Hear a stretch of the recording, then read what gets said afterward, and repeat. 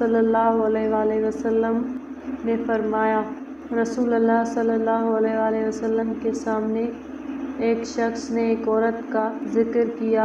सल्लल्लाहु अलैहि वसल्लम, फलां औरत रात को क़याम करती है और दिन को रोज़ा रखती है, घर का काम भी करती है और सदका भी करती है, लेकिन अपनी ज़बान से अपने पड़ोसियों को तकलीफ़ देती है। रसूल अल्लाह सल्लल्लाहु अलैहि वसल्लम ने फरमाया, इसमें कोई खैर नहीं, वो दोज़ख वालों में से है।